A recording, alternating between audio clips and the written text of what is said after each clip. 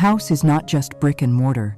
It is a vault, a silent keeper of the echoes left behind.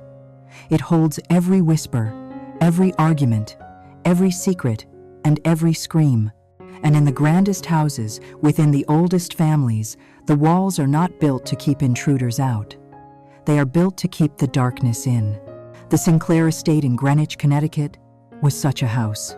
It was a monument to old money, its Gothic spires piercing the gray New England sky, its vast lawns kept unnaturally green. But beneath the polished floors and the ancestral portraits, the foundation was cold. Alara Sinclair knew this coldness well. She was new blood, an outsider, a talented architect who had married into the Sinclair legacy 6 months prior. She loved her husband, Julian, but she was suffocated by the oppressive stillness of his family home, a stillness curated by its matriarch, Genevieve. Alara had thrown herself into her work, the restoration of the mansion. It was her excuse to map its bones, to understand its structure. Her project today was the wine cellar, a vast, damp space that smelled of wet stone and forgotten time. She was running her fingers along the mortar of an ancient foundation wall, checking for structural integrity, when her glove snagged on a loose stone. It was barely perceptible. A slight shift, a hollow sound when she tapped it. Curiosity, or perhaps the house itself, guided her. Using a small trowel, she worked the stone free. Behind it, there was not just emptiness, but a small, dark cavity. And nestled inside was a rectangular tin box, sealed not just by time, but by rust. Her heart hammered against her ribs. She pulled it out, her hands, steady by trade, now trembling. The air in the cellar suddenly felt heavy, thick. She forced the rusted lid open. Inside, resting on faded velvet, was a small, leather-bound diary. The leather was cracking, the pages yellowed and brittle. On the first page, an elegant, faded script read, "Beatrice Sinclair, Julian's aunt," the woman who had lived and died as a recluse in the East Wing. Alara opened it carefully, a strange guilt mixing with her curiosity. She landed on a random page, dated decades ago. The handwriting was different here, frantic, sharp. It was a scrawl of terror and confession. "We did a terrible thing," she read. Her breath caught. "God forgive us. God forgive her. He is buried beneath the willow tree. Arthur didn't deserve this." Alara slammed the book shut. The sound echoed, too loud in the silence. The coldness was no longer just the damp of the basement. It was the cold of the grave. The house had finally shared its first secret, and Alara Sinclair was now its unwilling captive. Alara did not return to the cellar. She carried the tin box back to the suite she shared with Julian, her hands cold, her mind numb. The house felt different now, as if the walls themselves were watching her. The portraits on the grand staircase, the stern faces of Sinclair ancestors, seemed to possess a new predatory awareness. She hid the diary beneath a stack of her architectural blueprints, a modern secret hidden beneath ancient ones.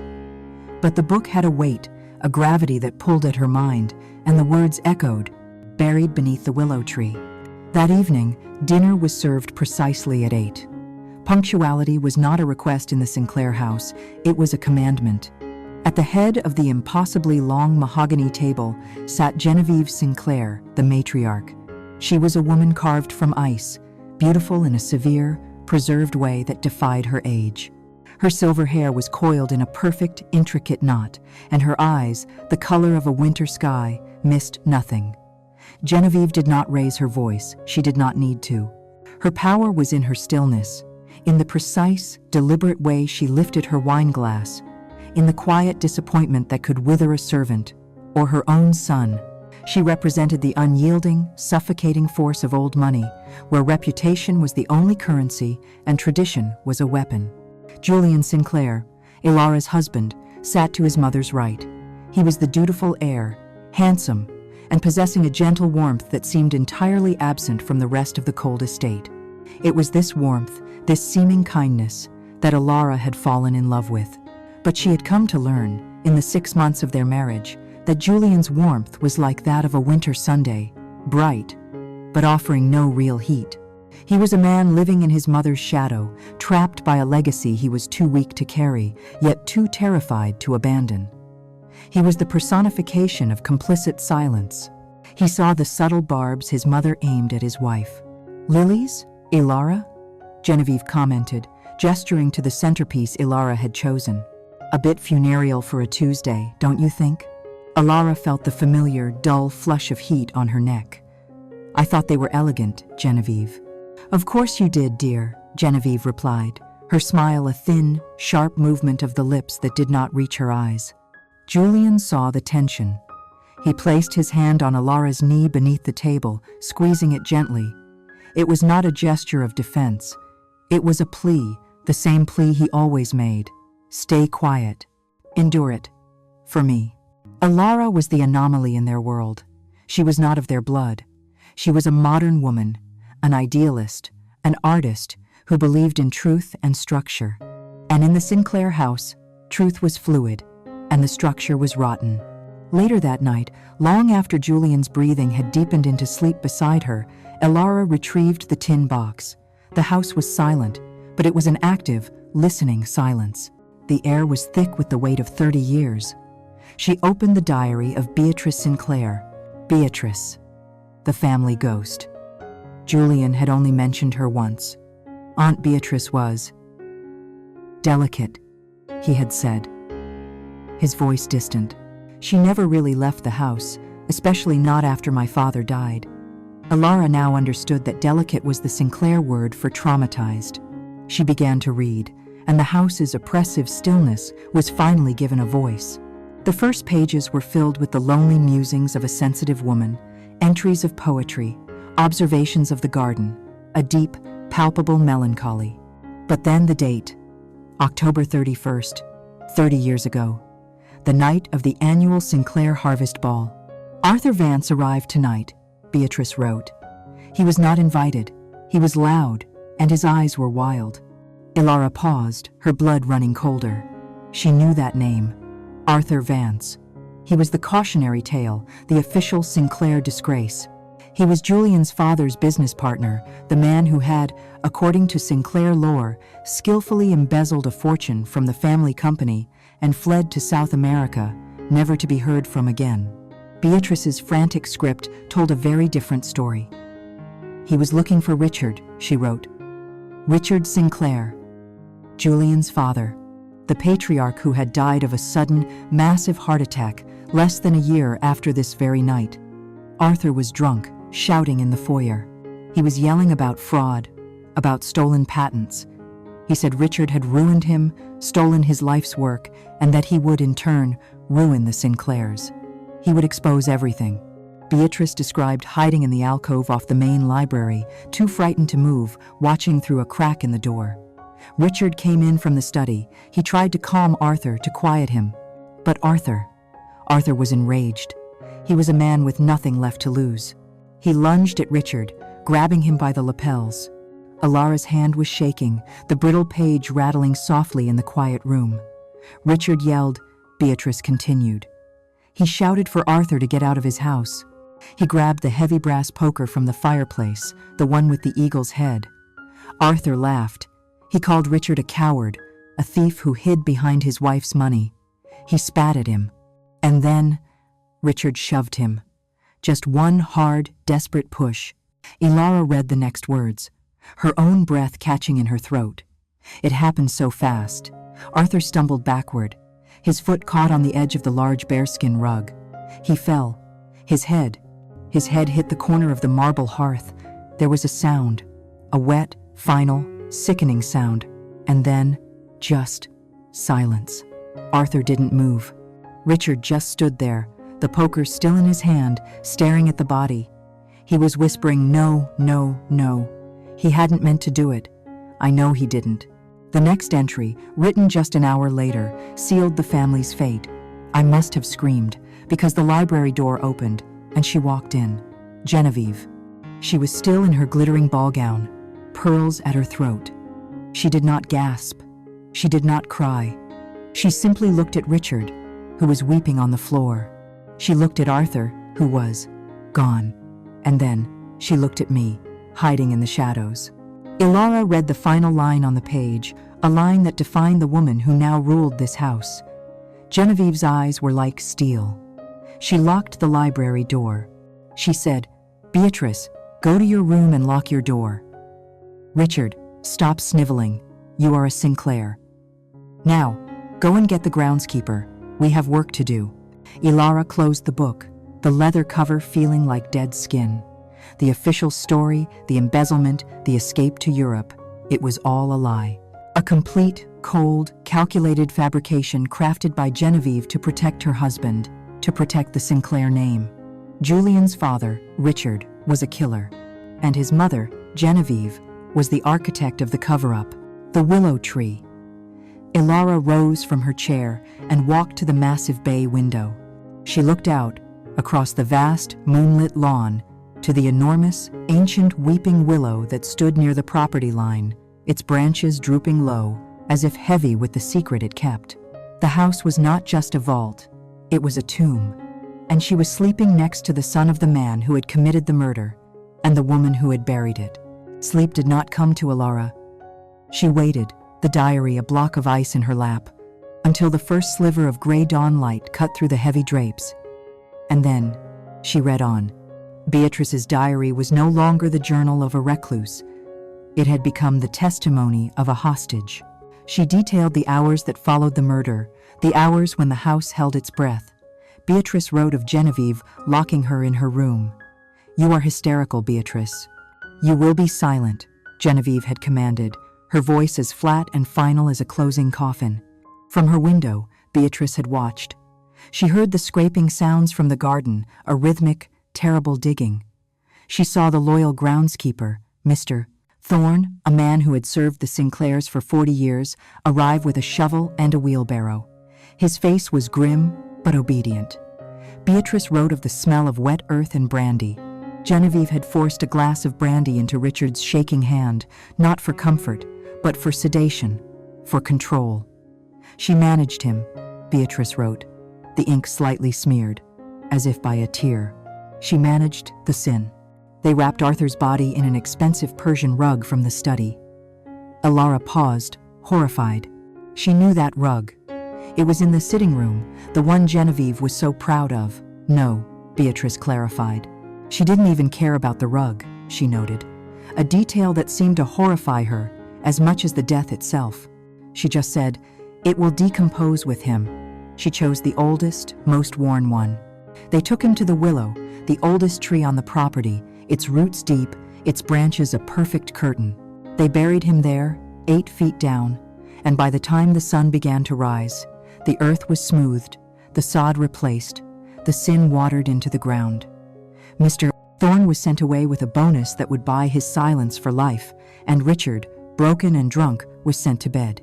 Genevieve, Beatrice wrote, simply took a long hot shower, changed her clothes, and prepared for breakfast, as if she had been arranging flowers, not concealing a homicide. Ilara felt physically sick. She looked at Julian, sleeping peacefully beside her. His face, usually a source of comfort, now seemed like a mask. He was the son of this terrible, hollow secret. Did he know? Was his kindness, his gentle nature, just another layer of the Sinclair fabrication, a polished veneer over the rot? She had to see. She needed to ground the story in physical reality. She dressed silently, her movements fluid in the dim light, and slipped out of the bedroom. The house was quiet, the air stale. She walked, not ran, to the library. It was Julian's father's old domain, now preserved as a shrine. The morning light filtered weakly through the heavy curtains, and there it was, the fireplace. The diary said Arthur had hit his head on the marble hearth. Ilara, with her architect's eye, saw it instantly. The rest of the room was dark, heavy Jacobean oak, original from the 1890s, oppressive and authentic. The fireplace, however, the entire mantel, the hearth, the surrounding facade, it was a stark, brilliant white, Italian Calacatta marble. It was beautiful, but it was wrong. It was too new, too clean, too 1,980 seconds. It screamed its newness against the century-old wood. Genevieve had not just cleaned the scene, she had ripped the evidence out of the very wall. The fireplace wasn't just a fireplace. It was a scar. It was a monument to the lie. She found Julian later that morning, after the pretense of breakfast with Genevieve had almost made Alara choke on her coffee. He was in the conservatory, a bright, glass-walled room, reading the Wall Street Journal, the perfect picture of a man without a care in the world. The sun streamed in, illuminating the motes of dust dancing in the air, but Alara felt only the chill from the cellar. She couldn't hold it. The secret was toxic, a living thing inside her. "Julian," she began. Her voice was too quiet, trembling, betraying her. He looked up, his smile warm, open, and unsuspecting. "Good morning, love. Did you sleep well?" The banality of the question, the sheer normalcy of it, broke something in her. Who was Arthur Vance? The smile vanished. It didn't just fade, it was stolen. Julian's body tensed. He slowly, deliberately, folded his newspaper, placing it on the table beside him. A barrier. "What a strange question," he said, his voice perfectly level, but all the warmth was gone. "He was a business partner of my father's, a long time ago. He made some bad decisions, cost the family a lot of money. He was reciting a script. Why? Don't lie to me, Julian, please." Her voice was a plea, desperate. "I know he didn't flee to South America. I know he died here, in this house." The color drained from Julian's face. He looked, for a split second, like a terrified child. But then, just as quickly, the fear was replaced by something else. A cold, unfamiliar anger. It was the Sinclair anger, the anger of being questioned. "Where did you hear this?" he asked, his voice low. "Who have you been talking to? The staff?" "I found Beatrice's diary," Alara whispered. "In the cellar. I know what Richard did. I know what Genevieve. I know what your mother did." Julian stood up, his chair scraping loudly, violently, on the stone floor. "Alara, stop." It was a command, sharp and cold. "You don't know what you're talking about. You are digging up things that are buried, things that must be left alone. This is my family, my history. It's a crime, Julian. A man was killed. He's in the garden," she said, her voice rising, hysterical. "It was an accident," he snapped. And in that one sentence, he confessed. He knew. Her heart sank. He knew. "It was a terrible, tragic accident," he continued, his voice dropping, trying to control her, to control the situation. "My father was not well. He was under immense pressure. My mother did what was necessary to protect this family, to protect my father, to protect me." Protect? Alara was shaking, tears of anger and betrayal stinging her eyes. Or control? She buried a body, Julian, and she lied to everyone. She let the world believe this man was a thief. She ruined his name after she buried his body. She's lying to you. "Enough!" Julian roared. It was the first time he had ever raised his voice to her. The sound was shocking, echoing in the glass room. "You will not speak of my mother that way. She saved this family. You are a Sinclair now? That means something. It means loyalty. You will act like one. You will be silent. You will forget you ever saw that diary." He took a breath, his handsome face contorted into a mask of cold fury she didn't recognize. "Burn it. Burn it today." He stood there, breathing heavily. This was the real Julian, not the warm, gentle man she had married. This was Genevieve's son. This was the true wall. It was not made of brick or stone. It was made of decades of practiced, polished denial. He had not chosen her. He had not chosen the truth. He had chosen the lie. He had chosen his mother. She looked at him, and the man she loved evaporated, replaced by this stranger, this cold guardian of a buried secret. His warmth, she realized, was not just superficial. It was a tool. It was a distraction, the velvet glove over the iron fist of the Sinclair legacy. His entire life was a performance of normalcy, and he was demanding, not asking, that she join the cast. His silent plea for peace at the dinner table. It wasn't about her comfort. It was about her complicity. He turned, adjusted his cuffs, and left the conservatory, leaving her alone with the mocking sunlight and the truth. The first crack in her marriage was not a crack, it was a chasm. She was alone in this house, truly alone. And she understood, with a new chilling clarity, that the diary was not just a confession, it was a warning. Eleanor's denial, as firm and absolute as it was, did not clear the air. Instead, it acted like a chemical agent, solidifying the toxic suspicion into something hard and unbreachable. The terrible, vibrating silence that followed her words was the sound of a family breaking. David stood paralyzed between his wife and his mother, a man on a bridge that was collapsing from both ends. Jessica, seeing that her initial, direct assault had been met with a wall of dignified defiance, simply gave a small, defeated sigh, as if to say, "I tried." She took David by the hand and led him from the room, leaving Eleanor standing alone in the cavernous silence of the living room, the accusation still echoing in her ears. From that moment on, the Powell house ceased to be a home. It became a territory divided by a cold and bitter war, and Jessica was its merciless general. The days that followed were a masterclass in psychological cruelty. Jessica understood that she couldn't force Eleanor out of the house with a single, unproven accusation. David would never stand for that. So, she embarked on a campaign not to expel Eleanor physically, but to erase her from the fabric of their family life, to make her existence so unbearable that she would be forced to leave on her own accord. She built invisible walls, but they were as real and as cold as concrete. The first and most obvious wall was erected in the kitchen, the traditional heart of any home. The ritual of the family meal, once a noisy, happy affair filled with Leo's stories from school, died a sudden death. Jessica now cooked only enough for 3. She would move around the kitchen with a pointed efficiency, ignoring Eleanor completely, her movements crisp and hostile. If Eleanor attempted to cook for herself later, she would find that Jessica had just cleaned, the counters sterile and unwelcoming, a clear message that her presence was a contamination. The segregation spread throughout the house like a creeping frost. Laundry was now done in separate, distinct loads.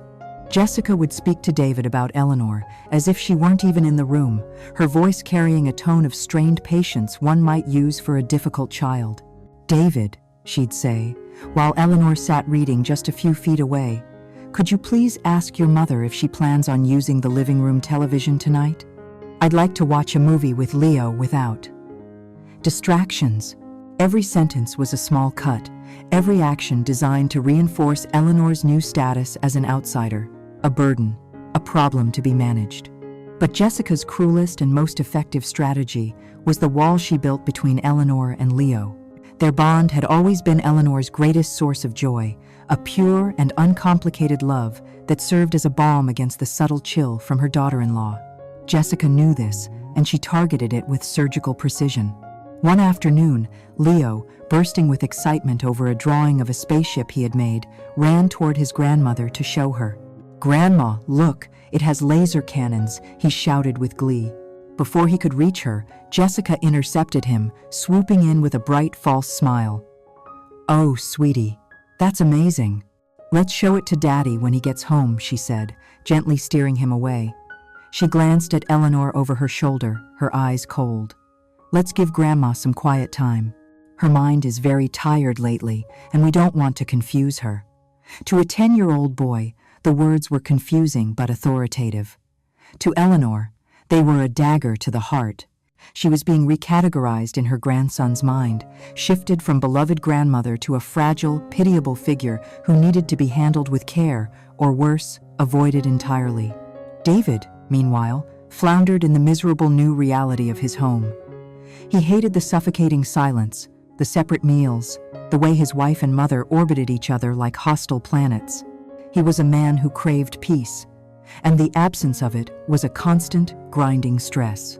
He tried to be a mediator, but his attempts were clumsy, poisoned by the doubt Jessica had so skillfully planted. One evening, he found his mother sitting alone in her room, the lights dim. He entered, his posture a portrait of anxious pleading. "Mom, we can't go on like this," he began, his voice strained. "The whole house feels like it's holding its breath. Jessica is a wreck.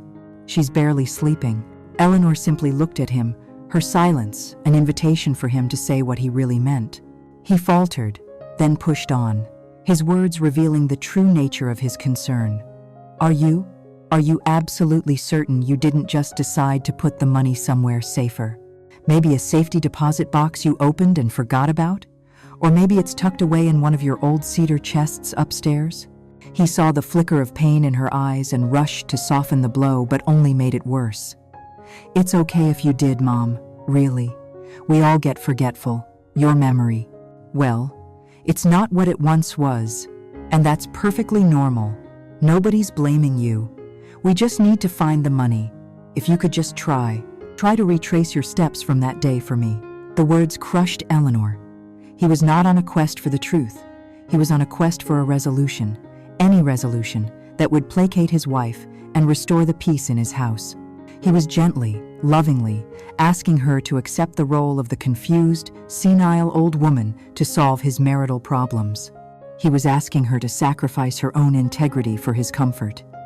The chasm between them widened into an impassable canyon. She realized then that her son was lost to her, adrift in the fog of Jessica's influence. Her isolation was now complete. The house that had been her home, filled with memories of raising her son and of her life with Frank, now felt like a beautifully decorated prison. Every room held a new kind of pain. The kitchen was a place of exclusion. The living room, a stage for her daily humiliation. Even her own bedroom felt less like a sanctuary and more like a cell. But the deepest ache came from the forced distance from Leo.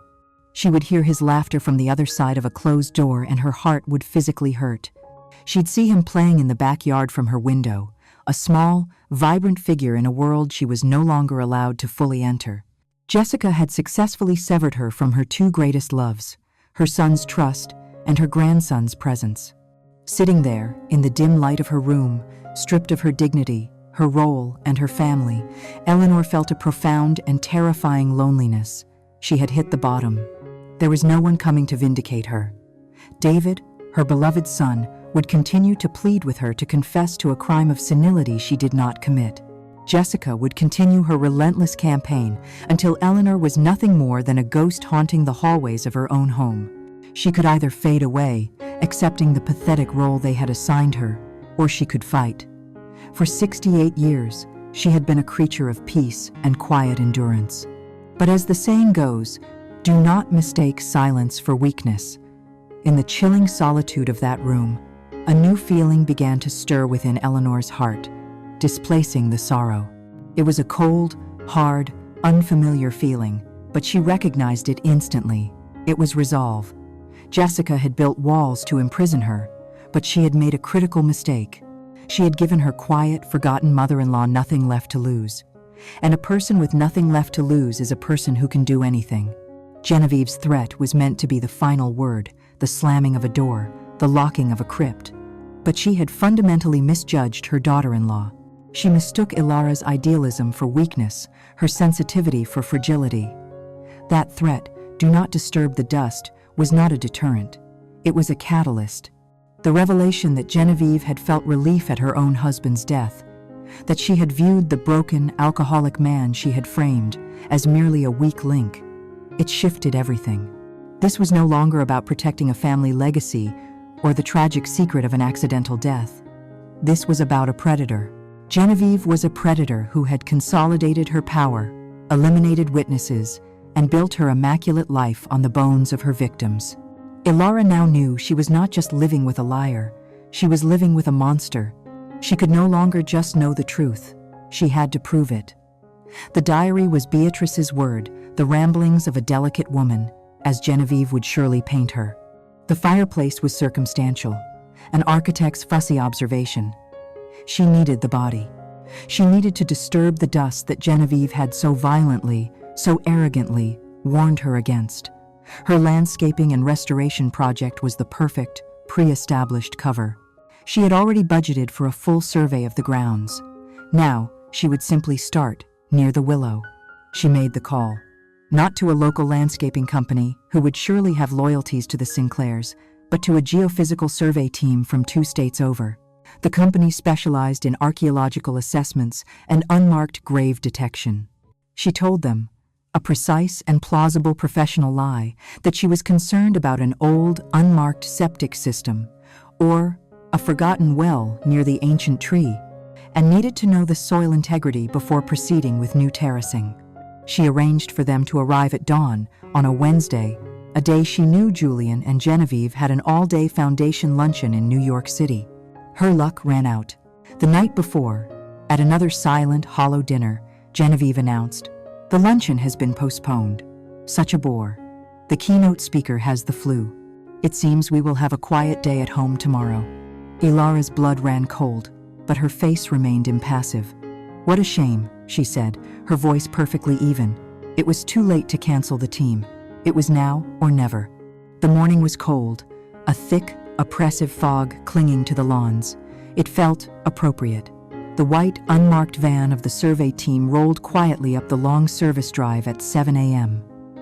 Ilara, dressed in boots and a heavy jacket, met them, her heart a cold, hard knot in her chest. The two technicians, a man and a woman, were all business. They began to set up the GPR array, a device that looked like a futuristic lawnmower, its cables connecting to a ruggedized tablet. Ilara stood by, feigning an architect's curiosity, her hands shoved deep in her pockets. "The ground here is very soft," she offered. "I'm worried about subsidence. We'll find any voids," the lead technician, a young woman with a no-nonsense expression, replied. She began the first pass, pushing the array slowly, her eyes on the screen as the device painted a monochrome image of the earth beneath them. They moved under the willow's weeping branches. It didn't take long. 5 minutes. 10. The technician stopped. She reversed the array, went over the spot again. She knelt, tapping the screen. "Ma'am?" she called quietly. Ilara walked over, her boots sinking slightly into the damp earth. "Find something?" "You said a septic tank?" the technician asked. She pointed to the tablet. "That's not a tank. A tank would be uniform, concrete, or steel. This is an anomaly, a disturbance." The screen showed a dark, rectangular shape. "It's too irregular for a tank," the woman said. "But it's rectangular, roughly 6 feet by 3 feet. The disturbance starts about 8 feet down." Ilara's breath caught. 6 by 3, the dimensions of a grave. Can you print that reading? For my records?" Ilara asked, her voice a strained whisper. "Sure," the technician said, tapping a few keys. "It's definitely something. Looks like the earth was dug up and refilled, and whatever is in there, island, organic. It's decomposed at a different rate than the surrounding soil." A voice, colder than the morning fog, cut through the air. "What is this?" Ilara froze. Genevieve Sinclair was standing on the stone patio, perfectly dressed, a cup of tea in her hand. Her face was a mask of absolute, controlled fury. The technician stopped, looking from Genevieve to Ilara. "Genevieve," Ilara said, her voice shaking. The luncheon was postponed." "Clearly," Genevieve said, walking across the grass, her pace deliberate, predatory. Her eyes were not on Ilara. They were on the equipment and the screen. "I asked you a question, Ilara. What have you done?" "I'm surveying the ground," Ilara said, trying to find her footing. "There seemed to be an issue with the soil integrity." "An issue," Genevieve repeated, her voice dangerously soft. She was now only a few feet away. She looked at the technician, then at Ilara. "I told you," she whispered, her voice a venomous hiss, "not to disturb the dust." And there, under the branches of the very tree that held the secret, something in Ilara finally snapped. The fear, the isolation, the disgust. It all erupted into a cold, hard rage. "You mean the grave, don't you?" Ilara's voice was sharp, clear, and carried in the damp, still air. The technician's head snapped up, their eyes wide. "What did you say?" Genevieve's mask cracked. "What did you call it?" Ilara said, taking a step toward her, the power dynamic shifting for the first time. "The dust? Is that what you called Arthur Vance when you and Richard put him in the ground?" For the first time since Ilara had met her, Genevieve Sinclair lost control. Her eyes widened, not in fear, but in pure, unadulterated rage. "You, little fool. You dare." "I read the diary, Genevieve." Alara's voice was rising, triumphant and terrible. "I read what Beatrice wrote. I know what you did. You buried him. He was murdered. And you buried him right here. And I have proof." The technician, holding the small thermal paper printout of the scan, quickly handed it to Alara, her face pale with terror. "Ma'am, we'll just pack up. We don't want any trouble." "You will not move," Genevieve snapped at them. But it was too late. The truth was out, spoken aloud, in front of witnesses. "What is going on here?" Julian. He was running from the house, wearing only a pair of sweatpants, his hair disheveled, panic written all over his face. He had heard the shouting. He skidded to a stop on the wet grass. He saw his wife. He saw his mother, who looked murderous. He saw the survey team and their strange equipment, and he understood instantly. Alara turned to him, her last desperate hope. She held up the GPR printout. "Julian, look, I have proof. It's not just a story. He's here, right under our feet. A man is buried here. We have to call the police." She was pleading with him, one last time, to be the man she thought she married, the man with the warm smile. Julian looked at the flimsy piece of paper. He looked at his mother's terrifying, furious face. And then he looked at his wife, his eyes utterly cold, utterly defeated. He made his choice. "Alara," he said, his voice shaking with a mixture of anger and terror. "What have you done? You are destroying this family. You are destroying my life. A man is dead.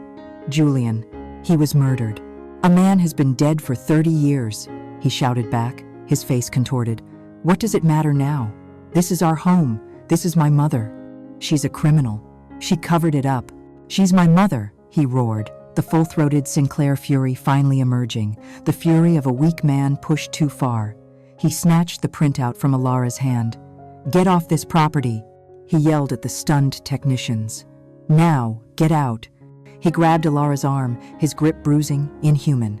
"You are coming inside. Now." He began to pull her, dragging her away from the tree, away from the evidence, away from the truth. Alara stopped struggling. She just went limp, the fight suddenly, terribly, gone. He was dragging her across the lawn his mother had worked so hard to keep perfect. She looked back. The technicians were frantically throwing their equipment into the van, their tires spinning on the gravel as they fled. Genevieve was standing perfectly still, watching Alara, her face settling back into a mask of cold, terrifying victory. Alara realized, with a devastating finality, that she had not just lost Julian. She had never had him. He was not a man. He was a component. A piece of the Sinclair machine, a hollow part of the lie. He would rather live on top of a grave than admit the ground was unholy. Julian ripped the GPR printout into tiny pieces, throwing them onto the damp grass like confetti. "It's over, Alara," he hissed, his face inches from hers. "Do you understand me? Island over." Alara just stared at the white scraps of paper, disappearing into the mud. It was over. She had lost. But as Julian dragged her toward the house, she remembered one tiny detail. Just before the technician had handed her the printout, Alara had seen her, with a subtle, practiced movement, aim her personal cell phone at the tablet screen and take a picture. Julian had destroyed the copy. But Alara knew, in the digital age, the proof was never truly gone. She had lost the battle on the lawn, but the war had just begun. The battle on the lawn was over. The war had moved indoors, and it was a cold, silent, psychological one. Alara was no longer a resident, she was a prisoner.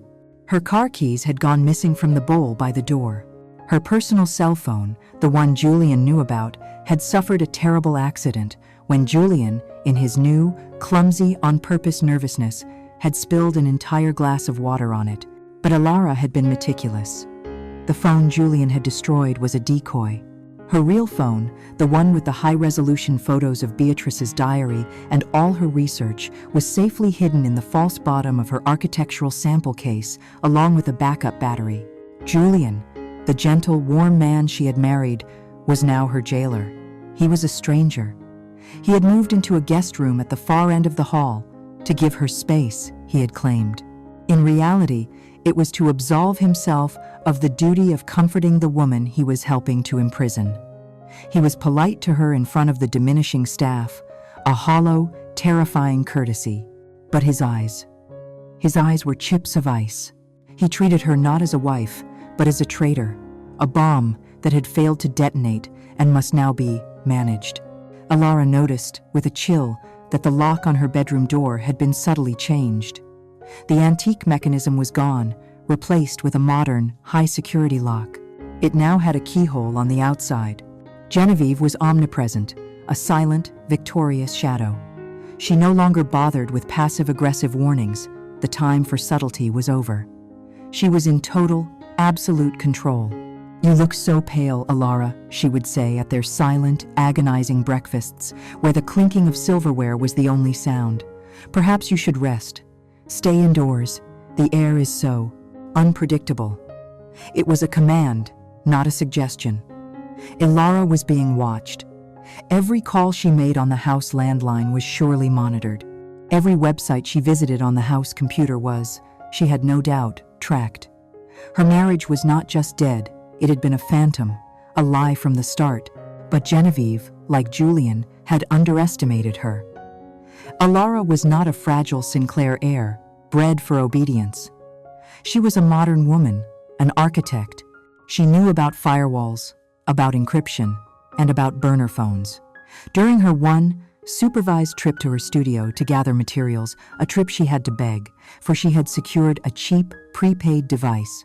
That night, huddled in the marble-lined master bathroom, the door locked, the shower running to cover any sound, she made the call. She found the geophysical survey company's number. Her heart hammered. She asked for the technician, Sarah. She got a voicemail. Alara left a cautious, coded message. "This is Alara Sinclair.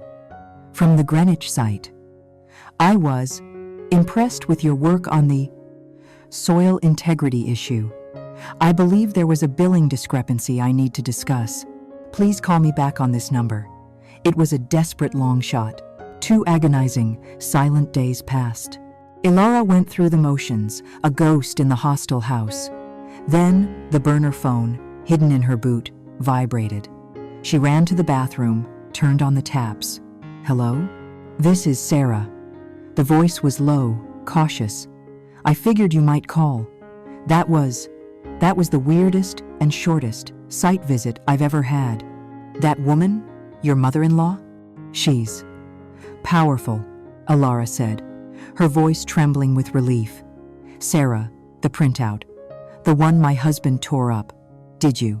"Yeah, I've got a photo of the screen," Sarah said, and Alara almost wept.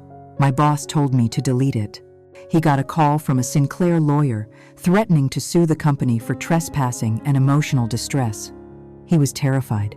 But I didn't delete it. I grew up in a house with a man just like your husband. I know a terrified man when I see one, and I know a bully when I see one. What was in that ground, really? A man," Alara whispered. "A man they murdered 30 years ago." There was a sharp intake of breath on the other end. "God. Okay, look, I'm a geologist, not a cop. What do you want me to do?" "Nothing." Yet, Alara said, a plan beginning to form. "Just, and hold on to it. Don't lose it. Don't trust it to a cloud. Put it on a drive. Keep it safe. I'm in the house. They're watching me. I need something more, but I need to know that picture is safe." "It's safe," Sarah said, her voice firm. "I'll put it in a safe deposit box. Good luck, Alara. Seriously, get out of that house." Alara hung up, a single tiny spark of hope in the suffocating darkness. She had an ally. She had proof. The spark was almost extinguished the very next day. The threats, which had been implied, now became chillingly, physically real. She woke up and, testing the door, found it was, indeed, locked from the outside. She was trapped. She banged on the door, but no one came. Not until 9 a.m., when a maid, her face pale and her eyes averted, unlocked it. "Mrs. Sinclair's orders, ma'am," the maid mumbled. "She was worried you were sleepwalking. For your safety." The safety lie was exposed that afternoon. She went to her laptop, her expensive, professional-grade laptop that held all her designs, her entire career. It was sitting on her desk. She turned it on. The screen glowed with a fresh factory reset. "Welcome," it read. "Please set up your new computer." Everything was gone. Her research, her local files, her architectural portfolio, her entire professional life. It was a digital execution. It was a message from Genevieve. "I can, and I will, erase you." But the worst came that evening. It was the final, brutal stroke. Ilara had a small canary, a bright yellow bird named Pippin, which she kept in a silver cage in her studio.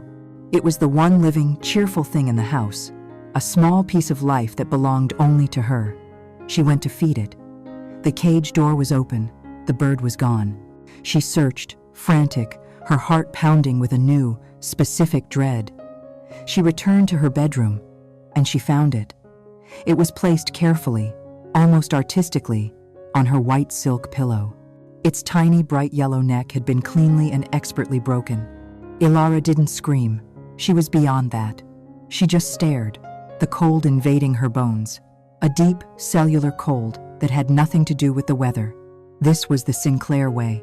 No crude, messy violence. Just a quiet, clean, devastating, personal message. This is what we do to things that sing.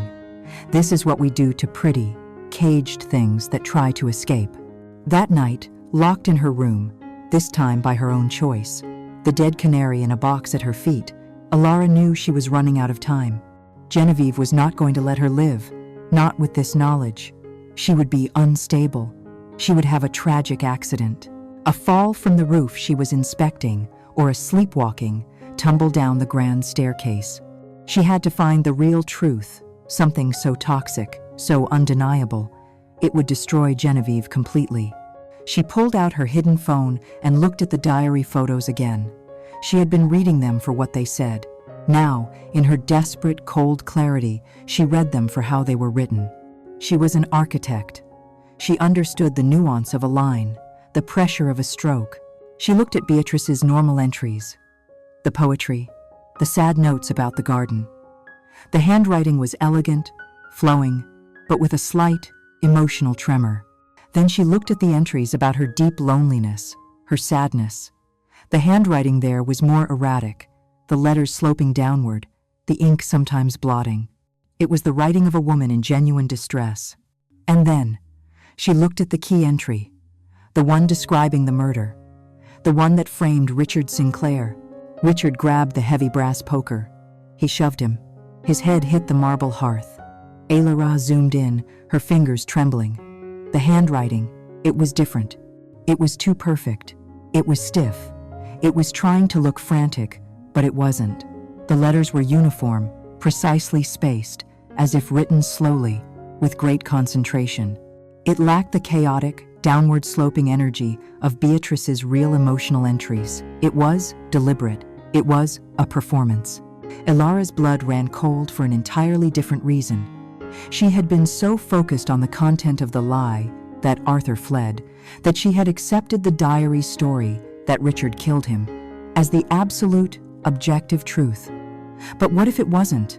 What if the diary itself, the very thing she had based her entire investigation on, was not a confession, but a fabrication? Why? Why would Beatrice lie in her own private diary? And why did this confession, the most traumatic night of her life, look so clean?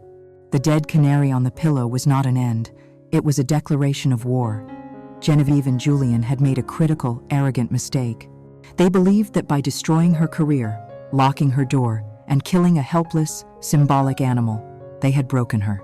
They thought they were dealing with a frightened girl, another delicate woman like Beatrice, who would shrink into the shadows and live out her days as a pretty, silent prisoner. They were wrong. Ilara Sinclair was not broken. She was forged. The grief she felt for the small bird, for her hollow marriage, for her stolen, terrified life did not curdle into despair. It crystallized into a cold, precise, architectural rage. She was no longer just seeking justice for Arthur Vance, a man she had never met. She was now seeking active, personal, and methodical revenge. She was going to dismantle the house of Sinclair, brick by bloody, secret-keeping brick. She was trapped in her opulent prison, but her mind was free. Her laptop was gone, her primary phone destroyed, but her hidden burner phone was her lifeline to the outside world, and her real phone, with the diary photos, was her Rosetta Stone. The greatest clue, she realized, was not in the ground, which she could no longer access. It was in Genevieve's own victory. The diary entry that had so chilled her, Genevieve's relief when Richard died. Why? Why would a woman be relieved at the death of the husband she had supposedly committed murder, by proxy, and conspiracy, by cover-up, to protect? It was an illogical, glaring contradiction. The entire narrative that Genevieve had acted to save her unstable husband, Richard, fell apart with that single, chilling detail. Unless the protection of Richard was never the motive. Unless Richard himself was just another pawn in Genevieve's game. Using her burner phone's limited data, Alara bypassed the Sinclair Wi-Fi, the digital eye of her mother-in-law.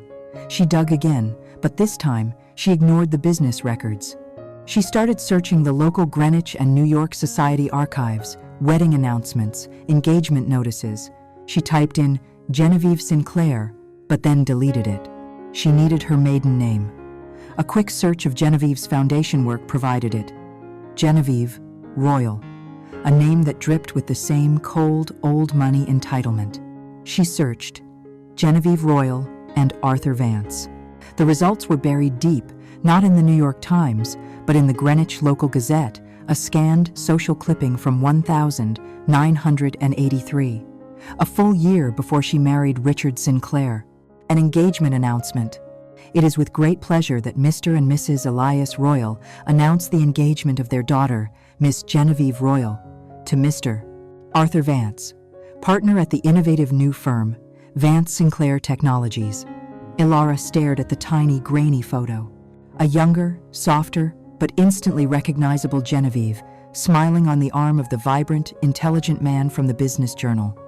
She had been engaged to him. She had been engaged to the man her future husband would accidentally kill. Ilara's research found the next piece. The engagement was announced in May. In August of that same year, the engagement was amicably broken.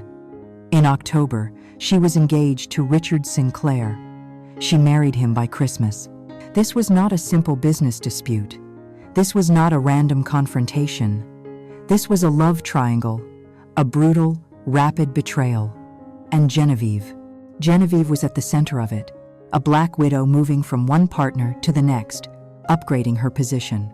The narrative of protecting her husband was not just a lie, it was an insult to the truth. This new toxic context changed everything. Ilara went back to the photographs of the diary on her hidden phone. She was no longer reading for emotional truth. She was analyzing a document. As an architect, she dealt with original manuscripts, old blueprints, and contested property records. She understood ink. She understood paper. She understood the way time, humidity, and pressure affect a line. She zoomed in on the photo of the confession page. The page dated October 31st, 1983. Richard grabbed the heavy brass poker. Then she zoomed in on a page from the week before, an entry about a dreadful migraine and the roses wilting in the garden. Then she looked at an entry from a week after the murder, one about the house feeling so cold and hearing noises. She placed the images side by side on her small screen, her eye scanning, comparing, analyzing. And there it was. It was so subtle, it would be missed by any normal, emotional person. But to Ilara, it was a siren. The ink. Ink fades over time. It oxidizes, turning from a deep, rich black to a softer, brownish gray. The entries for migraine and cold house were both that soft, faded, brownish gray. The ink on the confession page, it was black. It was starker. It had been applied with more pressure, yes, but the chemical composition itself seemed newer. It had not oxidized in the same way, in the same damp cellar air, for the same 30 years. More than the ink, it was the impression. The pen used for the confession had been a ballpoint, but a different one. It left a slightly thicker, more uniform, viscous line. The pen used for the rest of the diary was a finer nib, a fountain pen perhaps, leaving a more delicate, variable script. And the pressure. On the confession page, the pen had dug so deep into the paper that Alara could almost see the indentation on the digital photo, the physical effort to make it look frantic, to make it look like a confession scrawled in terror. It was, as she had first suspected, a performance, a forgery. The realization hit her like a physical blow, knocking the air from her lungs. The diary entry, the entire story she had believed, was a lie. It was a fabrication, planted in Beatrice's diary, written at a different time than the entries surrounding it. But why? Why would Beatrice lie in her own diary? The rest of the diary, the sadness, the poetry, it all seemed genuine. Was it possible? Alara paced the length of her locked room, her mind racing, re-architecting the entire conspiracy. Let's analyze the new facts. Fact 1. Arthur Vance was murdered. Fact 2. Genevieve, his ex-fiancée, covered it up. Fact 3. Genevieve was relieved when her husband, Richard, died. Fact 4. The only piece of evidence that names Richard as the killer is a forged entry in Beatrice's diary, written at a later date. The conclusion was inescapable. The confession wasn't written by Beatrice to unburden her own guilt. It was planted. It was written by Beatrice, yes. Her handwriting was the same, just performed. But she must have written it under duress. Genevieve, the master manipulator, had forced her sister-in-law, or her sister, Alara wasn't even sure of the relation, to write that entry. Why? To create a false narrative, to create a convenient, believable, unstable scapegoat in her unwell, alcoholic husband, Richard. The diary wasn't a warning from Beatrice. It was a piece of blackmail against Richard, planted by Genevieve to control him, the weak link. This was why she was so relieved when he died. The blackmail was no longer necessary. Her secret was safe. But this new, terrifying theory left one gaping, horrifying hole. If Richard didn't kill Arthur, who did? The house of cards Alara had built. It all came crashing down, revealing something darker beneath. She wasn't just missing a piece of the puzzle, she was working on the wrong puzzle entirely. The forged diary entry changed the very air Alara breathed. The house was no longer just a place of secrets, it was a stage, and she was trapped in a performance that had been running for 30 years. Genevieve was the director, and the play was a lie. The question, who really killed Arthur Vance, echoed off the walls of her luxurious prison. Julian, her jailer, had locked her in the master suite.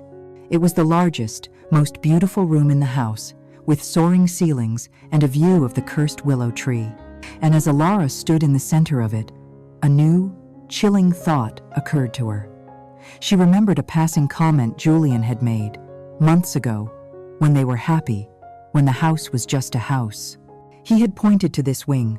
That was my parents' room, of course, he'd said, but Aunt Beatrice, she was delicate. She never left the house after my father died. She lived in the East Wing, until she died. Alara looked around, her blood turning to ice. The master suite was the East Wing. This wasn't just a random room. This wasn't Julian's childhood room. This was Beatrice's room. She wasn't just in a prison, she was in Beatrice's prison.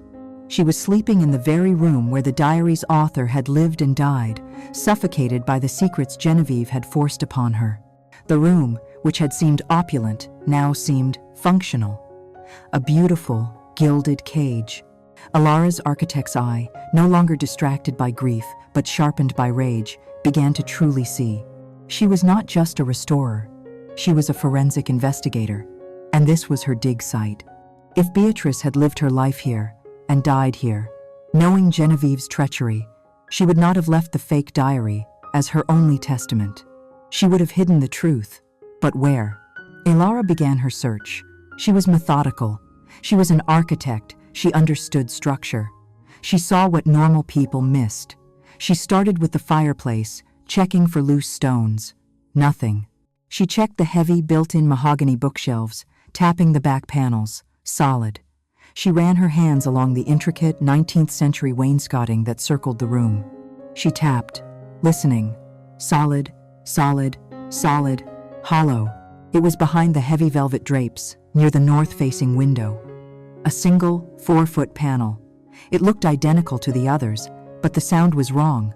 A shallow echo. She examined the seam. It wasn't caulked shut like the others. She used the thin, metal file from a nail kit, one of the few safe items she was allowed, and wedged it into the seam. She prayed. She pushed. The wood groaned, and the small panel, on 2 tiny rusted hinges, popped open. It was a dead space, a narrow cavity, likely a forgotten service chute. And taped to the cold plaster wall inside was a thick, yellowed manila envelope. Her hands were shaking so hard she could barely unstick the brittle, dried tape. The envelope was heavy.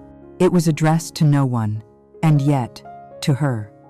On the front, in Beatrice's familiar, elegant, but this time, genuinely shaky and faded hand, were 3 words.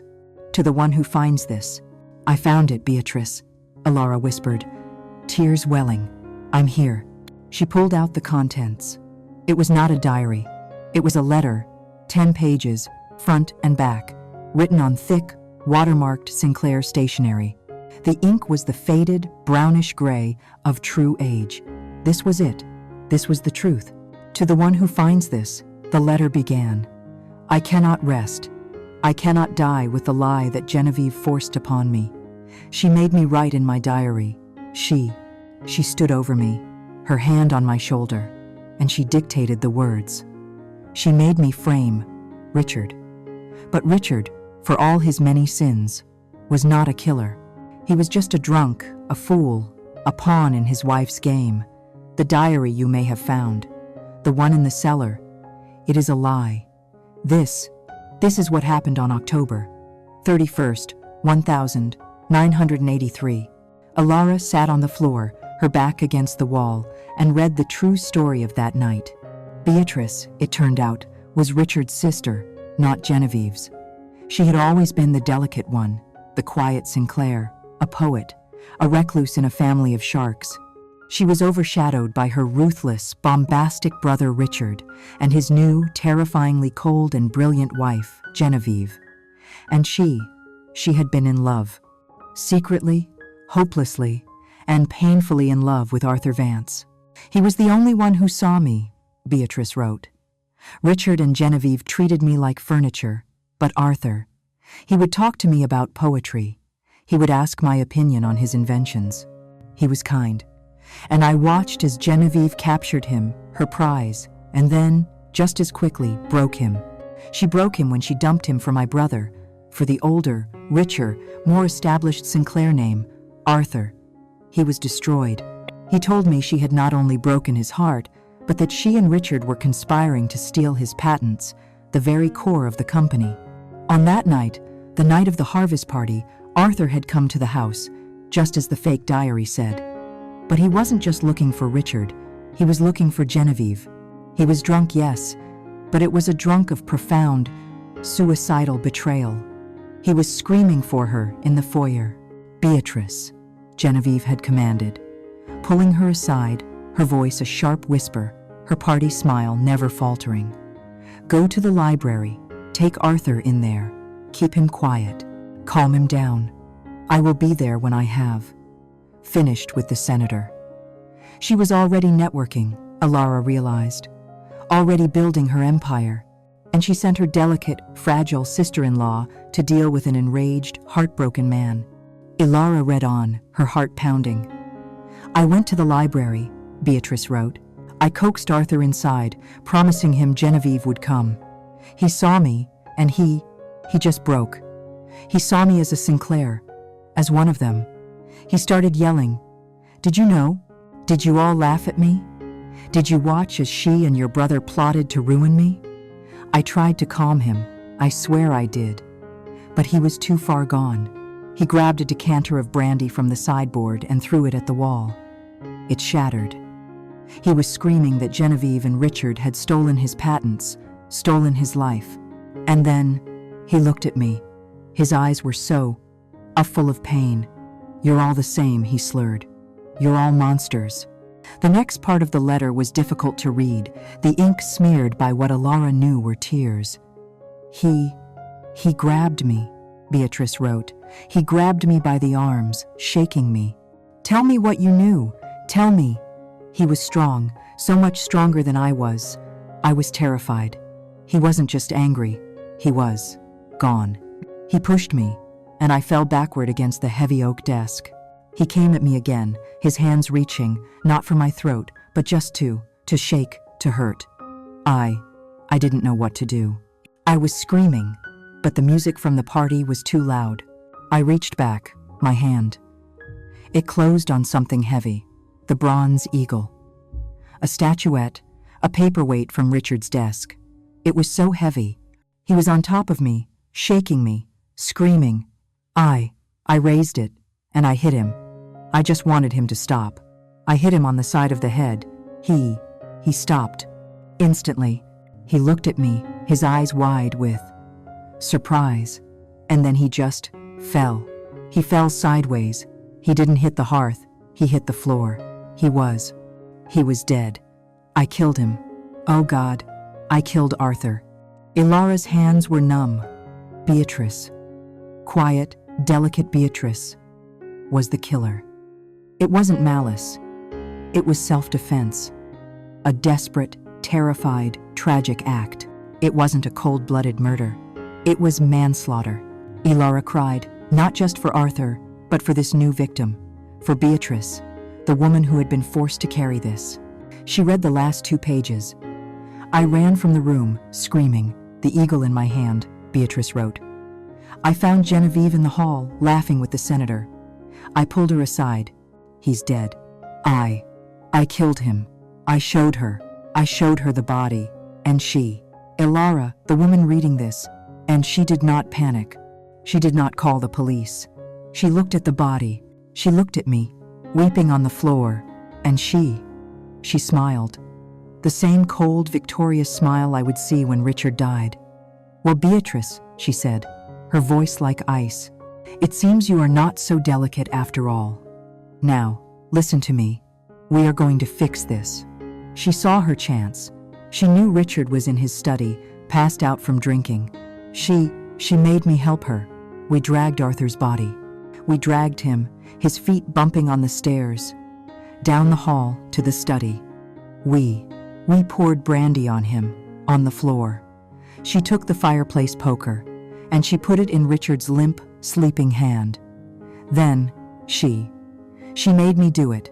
She made me take a mallet from the toolkit and hit Arthur's head, the dead man's head, against the marble hearth, to create the fall story, to make it match. You're in this with me now, Beatrice, she said. And then, she woke Richard up. She showed him the accident. He was so drunk, so terrified, so consumed by his own guilt over the patents that he believed it. He believed he had done it. Ilara dropped the letter. It all made sense. The forged diary entry. Genevieve had forced Beatrice to write it later, to plant it, as the ultimate insurance policy against Richard. But the real secret, the one that gave Genevieve her true power, was this one. It wasn't just that she was blackmailing Richard with a crime he thought he committed. She was blackmailing Beatrice with a crime she had committed. She had turned Beatrice's tragic act of self-defense into a calculated, gruesome conspiracy, making Beatrice an accomplice after the fact, a prisoner in this house, bound by guilt and by Genevieve's cold, perfect, evil secret. Ilara now held the truth, a truth even more terrible, and even more powerful than the lie. Ilara sat on the floor of her prison, the 10 pages of Beatrice's confession laid out like a blueprint for a catastrophe. The truth. It was heavier, sharper, and far uglier than the lie. She was holding the stories of 2 destroyed lives. Richard Sinclair, the philandering alcoholic husband who died believing he was a killer, a weak link who had been masterfully manipulated into his own grave by his wife. And Beatrice Sinclair, the actual killer, who died a prisoner in this very room, her one desperate act of self-defense twisted by Genevieve into a lifelong shackle of guilt and complicity. Ilara finally understood. She wasn't just in a house of secrets, she was in a web. And Genevieve Sinclair had been the spider, the patient, brilliant, venomous spider, for 30 long years. Ilara's mind, now cold and analytical, began to piece together the why. It was the only question that still mattered. Why the elaborate two-layered deception? Why not just call the police and report Beatrice's self-defense? It would have been messy, but likely ruled justifiable. Why, if she wanted to cover it up, frame Richard? Why not just bury the body, as she did, and tell no one, not even Beatrice, the full plan? Why create the fake diary at all? The answer, Ilara realized, was power. Absolute, total, and multifaceted power. She picked up Beatrice's letter. She was an architect, and she was now looking at the as-built plans of Genevieve's empire. The first move, controlling the husband. Genevieve, the ambitious woman from the royal family, had married Richard Sinclair for his name and his fortune. But, as Beatrice's letter implied, and Ilara's own research had confirmed, Richard was a fool, a drunk, and a reckless gambler. He was a liability. He was hemorrhaging the very money and status Genevieve had married him to acquire. When Beatrice ran to her, hysterical, with blood on her hands, Genevieve didn't see a tragedy. She saw an opportunity, a magnificent, once-in-a-lifetime opportunity. By dragging the body to the study, by putting the poker in Richard's limp hand, by waking him up into a living nightmare, she instantly gained absolute control over him. He was no longer her philandering, reckless husband who held all the power. He was her co-conspirator. He was a murderer who owed her his freedom. She had neutralized him. But, Ilara reasoned, that leverage was flawed. It was based on the hazy, manipulated memory of a drunk. What if Richard sobered up? What if, in the light of day, he started to question the events? What if he realized he couldn't have done it? What if, in a fit of guilt or anger, he decided to confess, to take them all down? Genevieve needed insurance. She needed proof. That's where the fake diary, the one in the cellar, came in.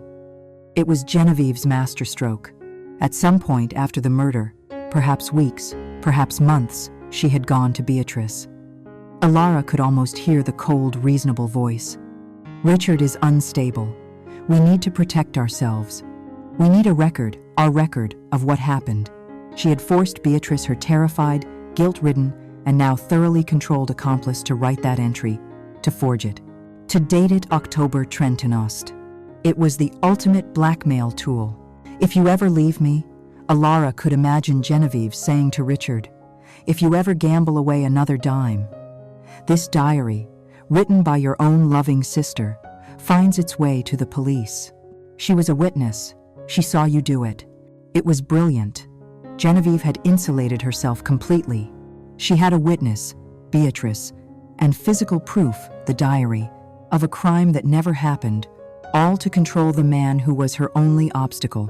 This was why, Ilara realized, Genevieve had been so relieved when Richard finally died of his heart attack. The weak link was gone. The man who could, in a moment of clarity, expose the entire charade, was silenced. But that was only layer 1 of the gambit. Layer 2, Ilara saw, was even darker, controlling Beatrice. Why would Beatrice, Richard's own sister, agree to frame him, to write that terrible lie? The letter explained it. Genevieve hadn't just asked her. She had made Beatrice complicit in the new crime. She had forced Beatrice to help move the body. She had forced Beatrice to be the one to hit the dead man's head against the hearth, to defile the corpse. Beatrice's clean, justifiable act of self-defense was gone. In its place, Genevieve had created a new, shared, gruesome crime: conspiracy, obstruction of justice, and desecration of a body. Beatrice was no longer a victim. She was a felon. And then, Ilara saw the final, brilliant, horrifying piece of the puzzle. The money, Beatrice, as Richard's sister, was a Sinclair by blood. She wasn't just a delicate recluse, she held a massive, independent share of the family inheritance. She had a vote on the board. She had stocks that Genevieve, as a wife, could not touch. But by making Beatrice her co-conspirator, Genevieve controlled her.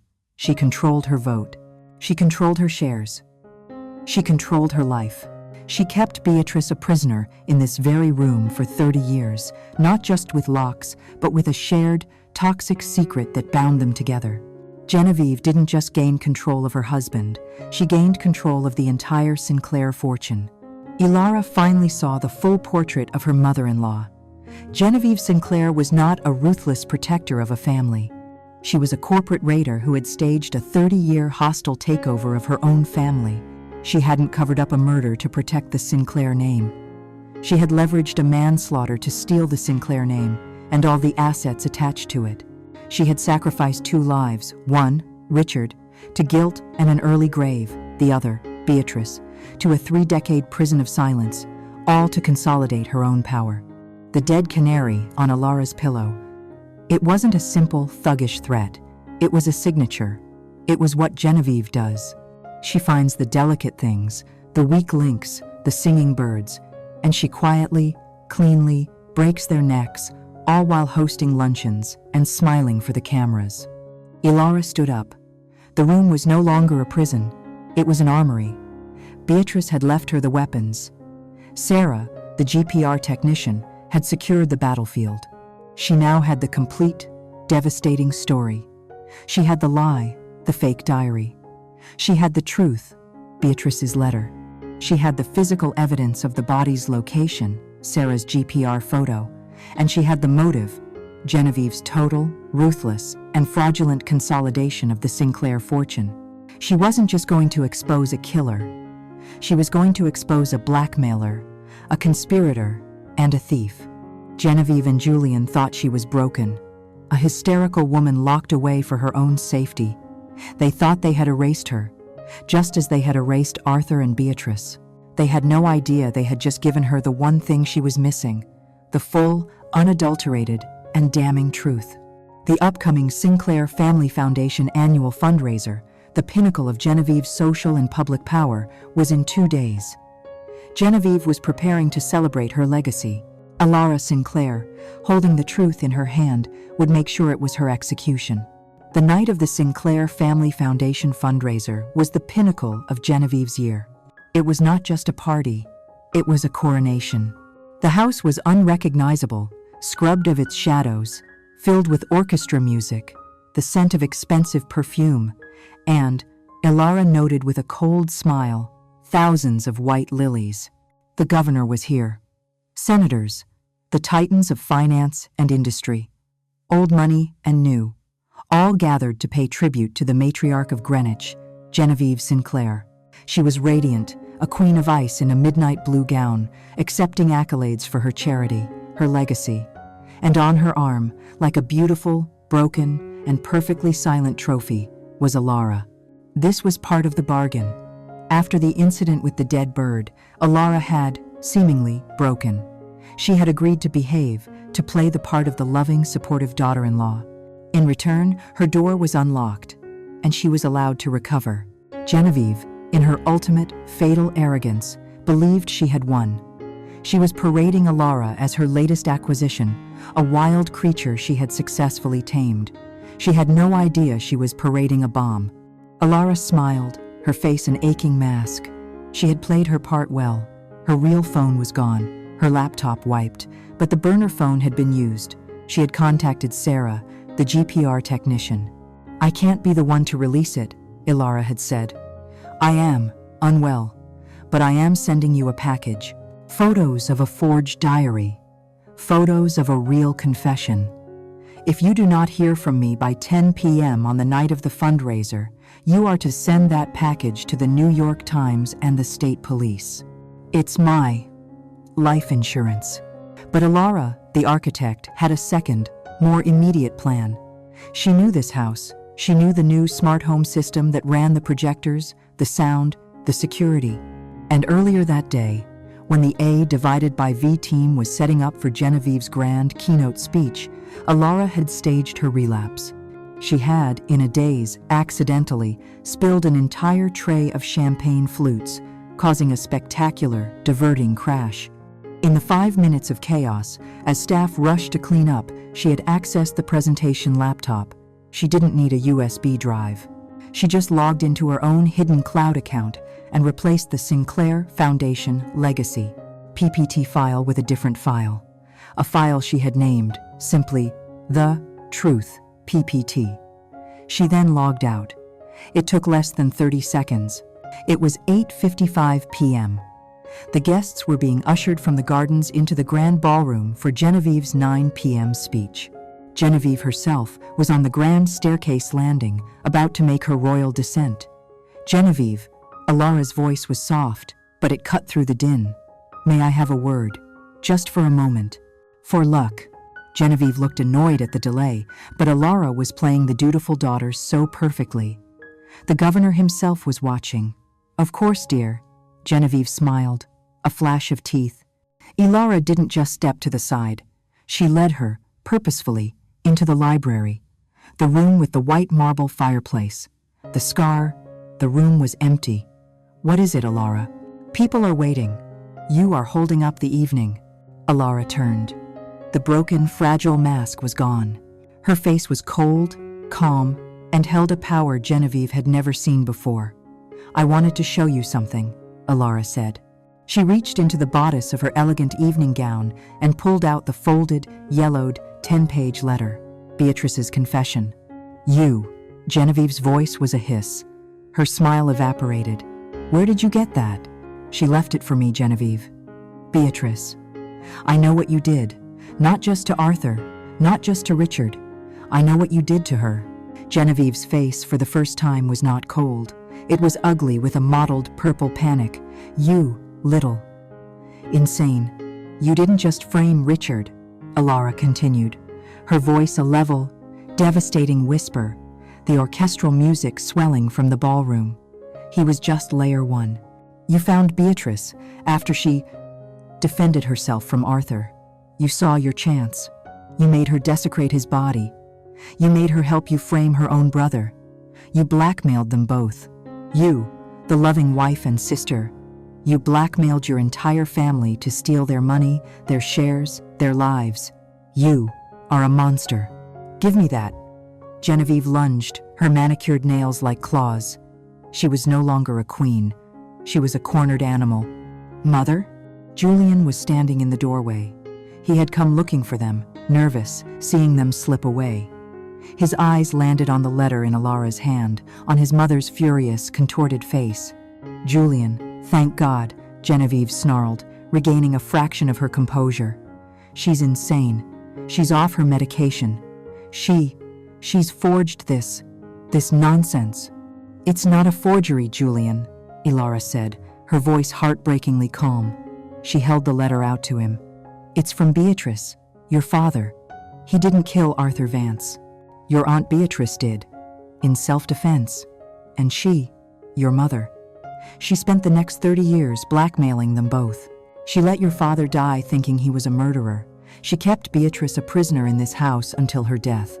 Your whole life, your whole fortune, is built on the grave of Arthur Vance and the ruins of 2 lives she personally destroyed."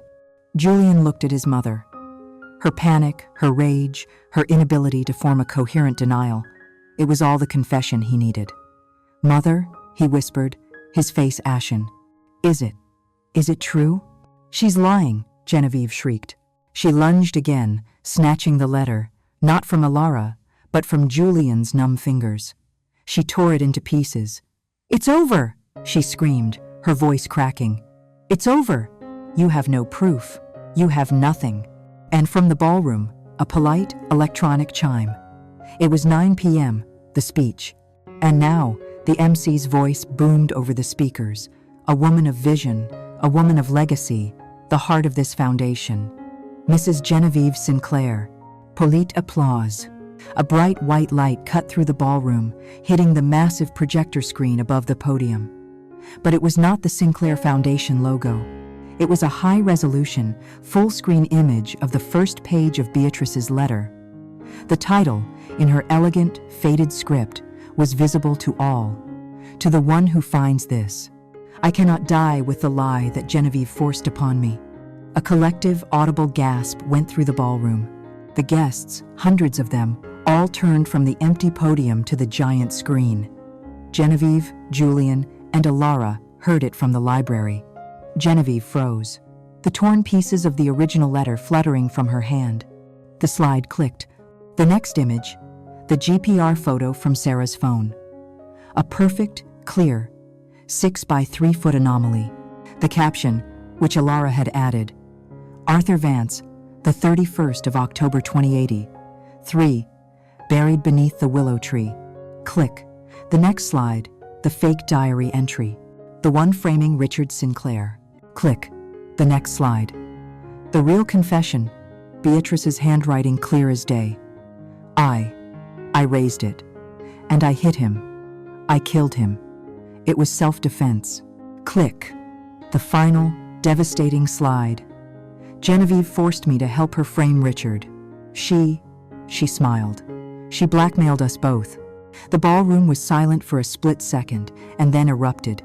The sound was not a panic. It was a roar of time. Phones. 100 camera phones, held up, recording the evidence. The governor was staring, his mouth open. The press, invited to cover the charity, were capturing the scoop of a lifetime. In the library, Julian sank to his knees, his hands covering his face. No, no, no, no. Genevieve looked from her broken son to Alara. Alara hadn't moved. She was perfectly, terribly still. You didn't, Genevieve whispered, the blood draining from her face, leaving it a waxy old mask. It's a copy, Genevieve, Alara said, her voice void of all emotion. I'm an architect. I always make copies. And my life insurance package, the one I sent to my friend? The deadline was 10 p.m. But I gave her a second instruction. If I texted her the word, now, she was to send it immediately. I texted her, now, from my burner phone. 5 minutes ago. Genevieve Sinclair opened her mouth, but no sound came out. She looked past Alara, at the ballroom, at the flashing cameras, at the ruin of her entire life, and she let out a sound Alara had never heard before. It was not a word. It was a raw, animal, guttural scream of pure, absolute defeat as her entire world, her reputation, her legacy, was executed in public by the one person she thought she had broken. Genevieve's scream was the sound of a dynasty dying. It was a raw, guttural sound that tore through the polite veneer of the party, silencing the orchestra, silencing the frantic, excited whispering in the ballroom. For one long suspended moment, the entire house, all 100 guests, Genevieve, Julian, and Alara, were frozen. The slideshow, Alara's digital execution, was still glowing on the massive screen, the final, damning page left for all to read. Genevieve forced me to frame Richard. She blackmailed us both. The mask was not just cracked, it was shattered. The queen was naked. The guests, who had come for cocktails and charity, were now witnesses to the bloody dissection of a dynasty. Their phones, 100 small, glowing eyes, were all pointed, not at the screen, but at the library doorway, where the scream had come from. Genevieve, her face a grotesque mask of rage, her blue gown suddenly looking like a cheap costume, turned from the ballroom to Alara. "You, bitch," she hissed. The word vulgar and shocking spat from her perfect high society lips. "You, nothing. You came into my house, my home." "It was never your house, Genevieve," Alara said, her voice impossibly calm, impossibly cold. "You just haunted it. You built it on the bones of Arthur Vance, the sanity of Richard Sinclair, and the entire life of Beatrice. I will kill you." Genevieve lunged, her manicured nails raised like claws, aiming for Alara's eyes. It was a primal, desperate attack, the last reflexive twitch of a dying predator. But she never made it. Julian, who had been kneeling, broken, on the floor, moved. He didn't stand. He lunged forward from his knees, grabbing his mother around the waist, tackling her, pulling her back from Alara. "No, Mother," he sobbed, his voice cracking, his face buried in her expensive dress. "No, more, no more. Stop, please, stop." It was the first and the last time he had ever truly defied her. He wasn't protecting Alara, not really. He was finally trying to protect what little was left of his own soul, trying to stop the poison from spreading any further. And then, a new sound. Sirens. Not one, many. They were growing louder, coming up the long, winding Sinclair Drive.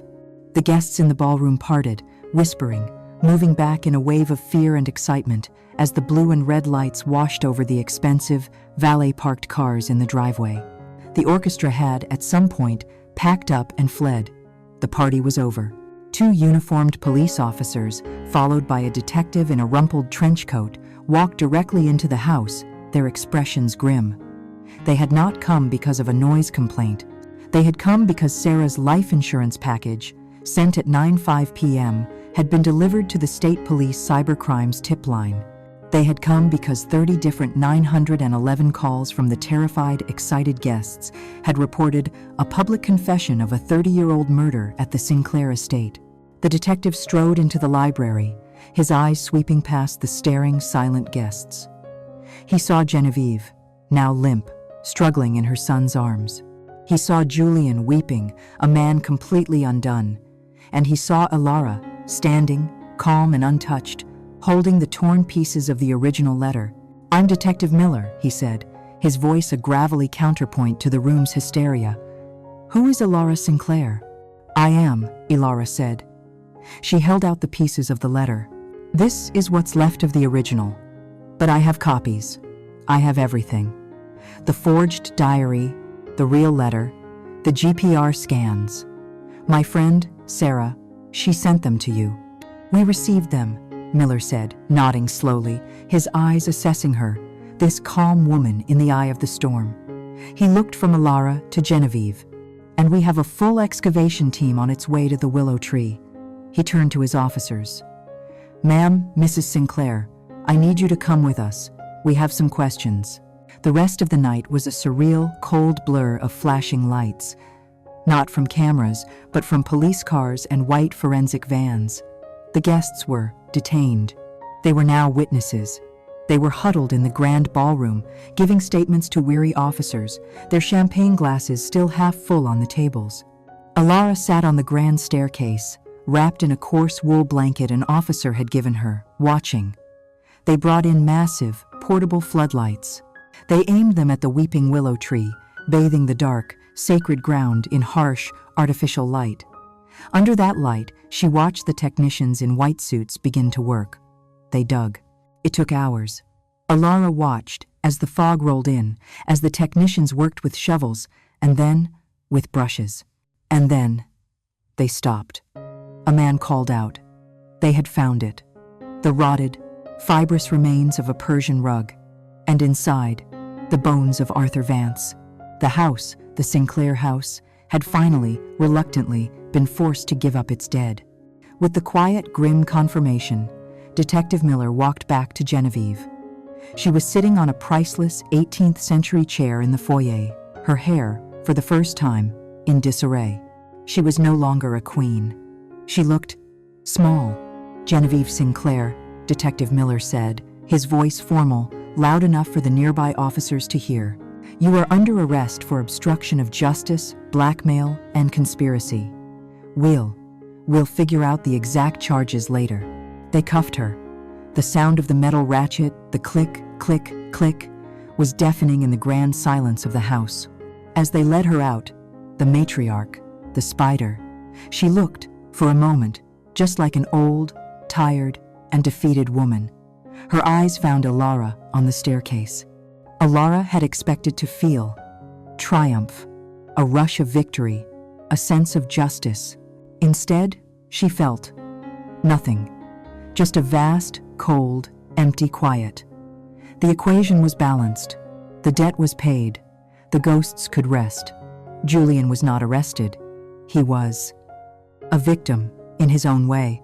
A victim of his mother, his name, his own profound weakness.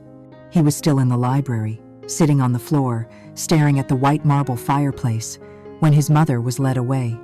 Ilara walked over to him, one last time. He looked up, his face streaked with tears, his eyes hollow. You did this," he whispered, his voice a dry rasp. "You destroyed us." Ilara looked at him, not with anger, not with hate, but with a profound, surgical pity. "No, Julian," she said, her voice soft. "She destroyed you 30 years ago, when she decided her power was worth more than your father's soul and your aunt's life. She built this whole house on a lie, and you were its weakest support.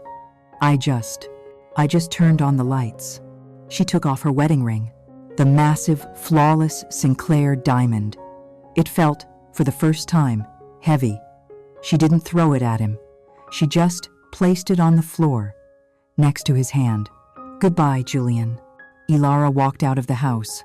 She didn't take a coat. She didn't take a purse. The press was in a frenzy at the gates, a wall of cameras, their flashes like lightning. Detective Miller shielded her as he led her to an unmarked car. As she got in, she looked back at the Sinclair estate. The floodlights were still on the grave. The house was lit up, every window blazing, more alive than it had ever been, crawling with police. It was no longer a home. It was a crime scene. A tomb, finally, publicly, opened. Ilara Sinclair got in the car, and as it pulled away, she did not look back. The fall of the House of Sinclair was complete. The fall of the House of Sinclair was not quiet. It was a media explosion. For weeks, the news was dominated by the excavation at the Greenwich estate, the subsequent trial, and the lurid Gothic details of the 30-year-old secret. The testimony of the fundraiser guests, the digital presentation, the GPR scans, and both of Beatrice's confessions created an ironclad case. Genevieve Sinclair's trial was swift. She was found guilty, not of murder. Beatrice's self-defense letter, the one Ilara had revealed, had muddied those waters, and the statute of limitations was complex. But she was found guilty of conspiracy to obstruct justice, 2 counts of blackmail, witness tampering, and a litany of financial crimes related to her fraudulent control of the Sinclair board. The spider was caged. The Ice Queen, stripped of her reputation and her power, was sentenced to prison, where she would remain, silent and unseen, until her death. Julian simply disappeared. He was cleared of any wrongdoing, seen by the public as the ultimate victim, alongside Beatrice. But he was broken. He sold the house, the contents, the company, everything, for pennies on the dollar, a desperate, frantic auction, to purge the blood money from his life. He was last seen at JFK, boarding a one-way flight to a country with no extradition. He was a ghost, finally free of his mother, but hopelessly, eternally, shackled to his name. He was the last Sinclair, and the name now meant nothing but rot. 1 year passed. Ilara lived in a small, clean, modern apartment on the West Coast. She had a new name. She was working again, designing buildings that were full of light and open spaces, buildings that had no dark cellars, no hidden cavities. She had, for the most part, healed. The house was a scar, but it was a scar that no longer ached. And then, a package arrived. It was from the executor of the Sinclair estate. The house, it seemed, had been sold to developers who were in the process of tearing it down. In the demolition, they had found one last box of personal effects belonging to Beatrice Sinclair, missed by the police, tucked beneath the floorboards of her closet. And, as the last known associate of the family, the executor had, after much legal debate, forwarded it to Ilara. Ilara opened it. It was mostly sad things. Old, cracked poetry books, dried, pressed flowers, a pair of antique spectacles, but at the bottom there was a small tin box, not the one from the cellar, a different one, a small, simple, velvet-lined jewelry box. Inside, there was no jewelry, just items. A faded, grainy photograph of a smiling Arthur Vance, younger than in the business journals, his arm around a young, vibrant Beatrice. Tucked behind it, a small brittle lock of baby's hair, blonde, and beneath that, a folded, official-looking document from a medical lab dated 1973. It was a blood test, a paternity test. Ilara's blood ran cold. Patient, Julian Sinclair. Infant, potential father, Richard Sinclair. Result, probability of paternity, 0%. She flipped the page. A second test. Patient, Julian Sinclair. Infant, potential father, Arthur Vance. Result, probability of paternity, 99.99%. Ilara dropped the paper. Julian. Julian was not Richard's son. He was Arthur's son. This changed everything. This was the motive. This was the why that had always felt incomplete. Genevieve hadn't just betrayed her fiancé, Arthur. She had married Richard Sinclair while pregnant with Arthur's child. Richard, the weak link, was her cover.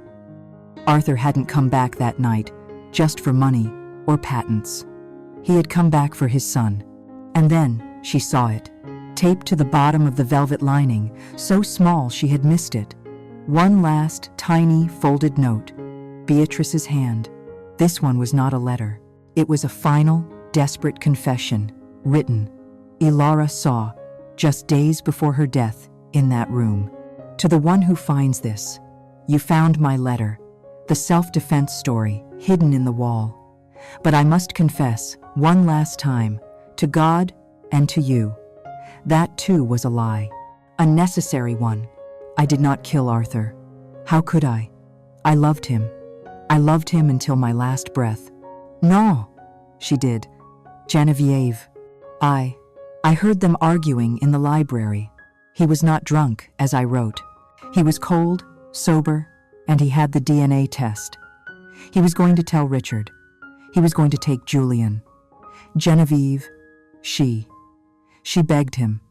She offered him money. He refused. And so, she did not use a paperweight. She used the gun from Richard's desk. She shot him, cold, silent. And then, she found me, listening in the hall. And she offered me a choice. Help me frame Richard, she said, and we both keep Julian safe. I thought I was protecting Julian, protecting him from the truth that his mother was a cold-blooded murderer. So I did it all. I helped her move him. I helped her stage the fall. I wrote the fake diary to control Richard. And then, I wrote the second letter, the self-defense story, and I hid it. I knew one day, someone like you, someone strong, would come. I knew you would find the fake diary. I needed you to find a truth, but I couldn't. I couldn't let you find the real truth. The self-defense story was my final gift. A lesser, more believable evil. Enough to destroy her, but not, I hoped, enough to destroy Julian.